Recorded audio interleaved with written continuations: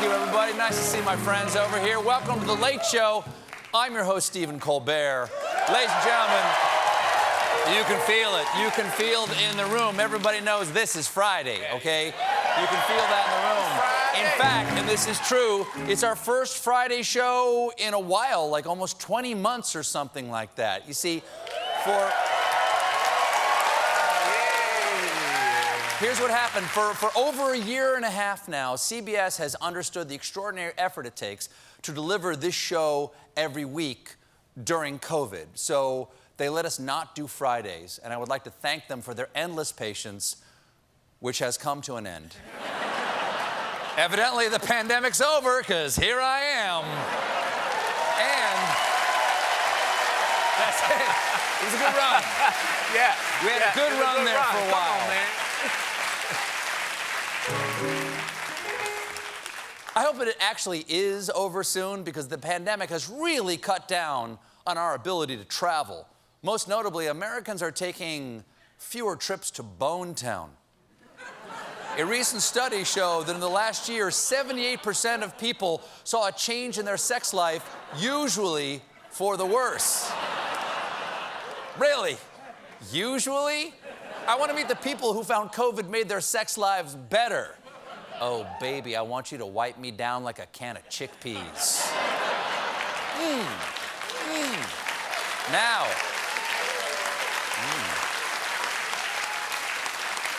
I'm coming over, but I'll wear a mask. Guess where? Things are especially difficult for folks recovering from the virus because sex drives may fluctuate due to long COVID. But guys, don't worry, the length of your COVID doesn't matter. It's really doesn't. Yeah. Doesn't. That's it, yeah. It's really more the girth of your COVID. Luckily, one doctor had these encouraging words: people with all sorts of physical disabilities have sex, and long COVID is a physical disability. They may not be having hanging from the chandelier sex, but they can still have sex. Hanging from chandeliers? I guess I've had long COVID my entire life.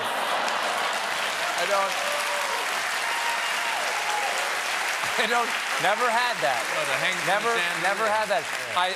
I once leaned on a sconce. Does that count?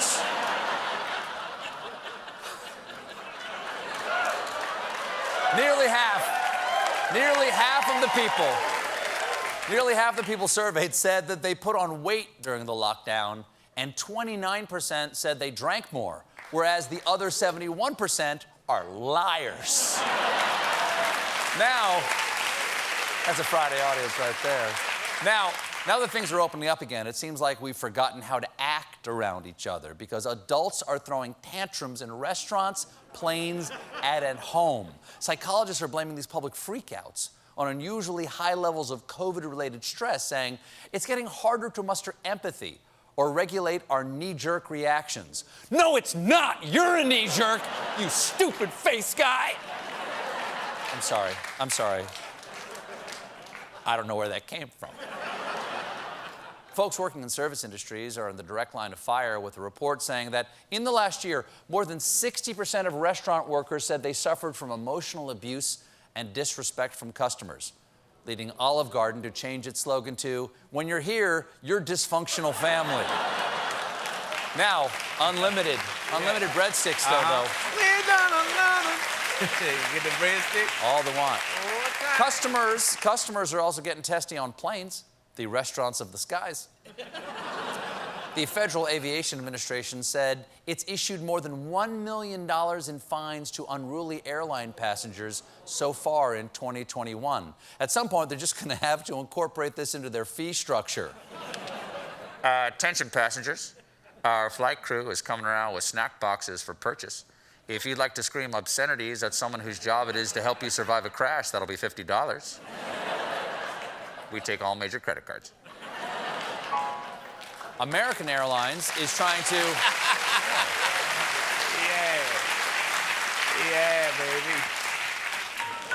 American Airlines is trying to quell tantrums by extending its ban on alcohol in the main cabin until 2022. That'll work.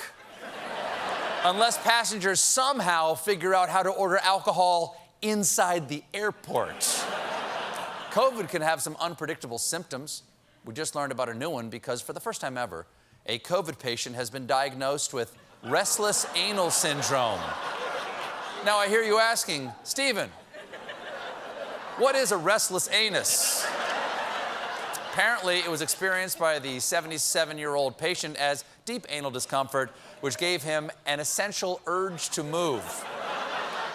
By the way, Essential Urge to Move was James Brown's least popular album.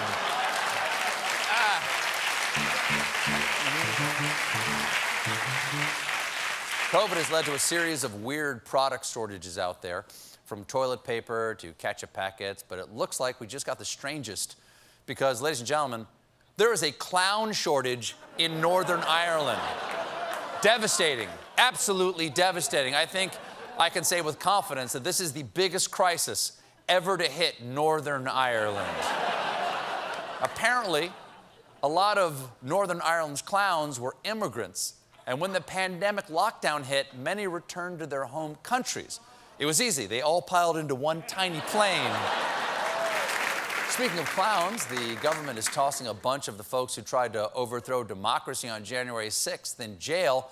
And I'll tell you all about it in the latest edition of Seditionist Roundup Roundup. I can't believe democracy is collapsing. First up, we have an update for a Roundup All-Star, Pennsylvania pizza shop owner and alpha Karen, Pauline Bauer, seen here demanding to speak to the Capitol building's manager. Bauer says she's a sovereign citizen, something that does not exist, but that she says means she is divinely empowered to be immune from laws. Immune from laws? Has she read the Bible? That thing is nothing but laws. Moses didn't come down the mountain with the 10 weird tips to help you lose belly fat. Doctors hate him. Oh, yeah? Doctors hate him. He came down with the power of the rock. Bauer is representing herself in court and has been throwing Bible verses at the judge. Last week, the judge threw one back. Romans 13, let every person be subject to the governing authorities. Okay. But Bauer's response, I am not a person. She then unzipped her skin suit and 15 rabid raccoons jumped out. Next up on the roundup, a dingus who decided to stop in the middle of the government overthrow for some refreshment. Andrew Erickson of Oklahoma stole a beer from House Speaker Nancy Pelosi. Well, it's no surprise Nancy Pelosi has beer in her office. We all knew the hat she wore at Biden's inauguration. We got a great show for you tonight.